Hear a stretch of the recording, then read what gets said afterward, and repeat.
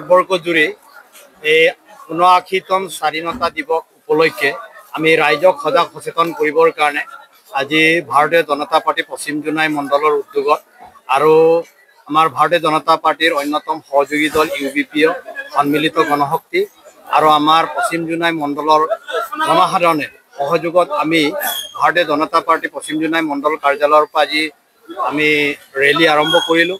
আমি ডক্টৰ ভীমৰাও আম্বেদকাৰ প্ৰতিমূৰ্তিত আমি মাল্যাৰ্পণ কৰিলোঁ, শ্ৰদ্ধাভক্তি যাচিলোঁ আৰু আমি অন্তিম মুহূৰ্তত আমি বডোফাৰ প্ৰতিমূৰ্তিত আমি মাল্যাৰ্পণ কৰিলোঁ।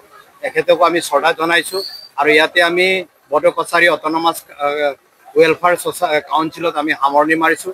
ইয়াতে আমি বিভিন্ন প্ৰান্তৰ পৰা আমাৰ কাৰ্যকৰ্তাসকলে সহযোগ ইমান প্ৰবল বৰষুণকো নেওচি আমাৰ নিজৰ দেশৰ স্বাভিমানৰ প্ৰতি আন্তৰিকতাৰে সহযোগ দিয়াৰ বাবে সকলোলৈ ধন্যবাদ জ্ঞাপন কৰিছোঁ আৰু আমি আশা কৰিম প্ৰত্যেকটো আমি চৰকাৰী বেচৰকাৰী আৰু আমাৰ ব্যক্তিগত ঘৰবোৰত এই তিৰংগাখন সন্মান সহকাৰে সকলোৱে পতাকাখন উৰুৱাব বুলি আমি আশা ৰাখিছোঁ আৰু জনসাধাৰণে আজি স্বতঃস্ফূৰ্তভাৱে আমি বিগত বছৰবোৰত দেখিছোঁ, আমি এতিয়াৰ পৰা 20 বছৰ 15 বছৰ আগত দেখিছিলোঁ স্বাধীনতা দিৱস বুলি ক'লে মানে মানুহে শংকিত হৈছিল, কিন্তু এতিয়া আমাৰ যিটো নেকি ভাৰত চৰকাৰৰ যিটো নেতৃত্বত বা অসম চৰকাৰৰ যিটো নেতৃত্বত দেশখন শান্তিময় এটা পৰিৱেশ গঢ়ি তুলিছে।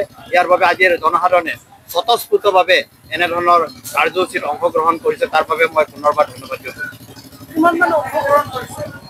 আজি প্ৰায় আমাৰ 500খন বাইক আমি ইয়াত আমি সমবেত হৈছোঁ আৰু তেনেধৰণৰ 1000তকৈ অধিক মানুহ আমি ইয়াত সমাগম হোৱা পৰিলক্ষিত হৈছে। আমাৰ কাৰণে শুভ লক্ষণ। জনসাধাৰণে স্বাধীনতাৰ প্ৰতি আমাৰ অন্তৰখন যে আমাৰ আন্তৰিকতাবোৰ বেছিকৈ জাগি তুলিছে, এইটো আমি প্ৰমাণ পাইছোঁ।